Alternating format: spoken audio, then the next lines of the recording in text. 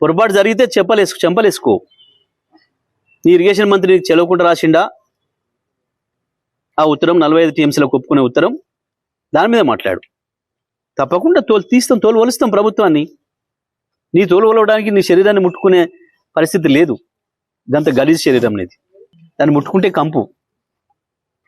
నీ నోరు ఆ సివరేజ్ లైన్ల కంటే కంపు, నీ మైండ్ కంపు. ఎందుకు వస్తాయి ఆ మాటలు? కేవలం సమాధానం లెక్క. కేసీఆర్ వేసిన ప్రశ్నకు సమాధానం లెక్క. ఎందుకు వణుకుతున్నావు? కేసీఆర్ ప్రజలకు పోతానంటుంటే మహబూబ్నగర్లో సభ పెడతాడంట, నల్గొండ సభ పెడతాడంట, రంగారెడ్డి సభ పెడతాం, తప్పకుండా పెడతాం, ప్రతి చోట పెడతాం సభలు. పెట్టు. నీకు చేతనైతే కేసీఆర్ అడిగే ప్రశ్నకు సమాధానం చెప్పు, తెలంగాణ ప్రజలు అడిగే ప్రశ్నకు సమాధానం చెప్పు, దానికి పరిష్కారం ఏందో చూడు. ప్రజలు గెలవాలంటే అవతల వాళ్ళకంటే మంచి పనులు చేసి గెలవాలి తప్ప, అవతల వాళ్ళకంటే మంచిగా మాట్లాడి గెలవాలి తప్ప, నీ బూతులకు నీ ఎదురుగా ఉన్న సర్పంచ్లే తిట్టుకుంటూ పోయినారు. చీనీ అమ్మ ఇదేంది, సాగు కోరుకుంటాడు ఎవడన్నా? 2 ఏళ్లలో ఒక్కసారి కేసీఆర్ నీ పేరు ఎత్తుకున్నాడా ఎప్పుడన్నా? లేని కేసీఆర్, లేని కేసీఆర్ గురించి బూతులు ఎందుకు మాట్లాడుతున్నావు? నువ్వు, నీ పోలీసులు, నీ గుండాలు, నీ అధికారులు అందరు కలిసి ఎన్నికలకు వస్తే కూడా టీఆర్ఎస్ సైనికులు అద్భుతంగా వీరోచితంగా పోరాడి ఫలితాలు సాధించింది. దానికి భయపడుతున్నావు.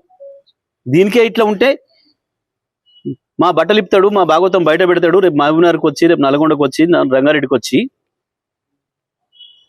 మా దొంగతనాన్ని దొరకబడతాడు, ప్రజలకు అప్పచెప్తాడు అన్న భయంతో, ఫ్రస్ట్రేషన్తో ఈ బూతులు మాట్లాడుతున్నారు. ఎవరు ఒప్పుకోరు తెలంగాణ ప్రజలు. ఎన్నడూ లేదు తెలంగాణ చరిత్రలో ఇంత నీచమైన భాష మాట్లాడిన రాజకీయ నాయకుడు ఇప్పటివరకు కూడా లేడు తెలంగాణ చరిత్రలో ఎప్పుడు కూడా. నీకు వాళ్ళతో సమాసం ఎక్కువ ఉండి ఆ కల్చర్ తీసుకొస్తున్నాం ఇక్కడికి. ఆనాడు పొద్దుందాకా ఇప్పుడు తెల్లందాకా చీకటి ఒప్పందాలు, చీకటి సవాసాలతోని ఆ గలీజ్ భాషను ఇక్కడ తీసుకొస్తున్నావు. నువ్వు ఎంత దిగజారినా మేము మాత్రం ఆ స్థాయికి రాము. నేను కేసీఆర్ చెప్పిన పద్ధతిలోనే ఉంటాం. రాక కాదు, మాట్లాడలేక కాదు. ఎవడు మాట్లాడితే వాడి మీద ఓ దొంగరాతలు రాస్తూ, చెత్తరాతలు రాస్తూ, కుటుంబాలను ఇబ్బంది పెట్టే పద్ధతుల్లో నువ్వు చేస్తున్న వెధవ పని తప్పకుండా నీకు శిక్ష పడుతుంది. నువ్వు ఇవాళ మాట్లాడుతున్న ప్రతి మాటకు, నువ్వు చేస్తున్న ప్రతి చర్యకు తప్పించుకోలేవు శిక్ష నుంచి.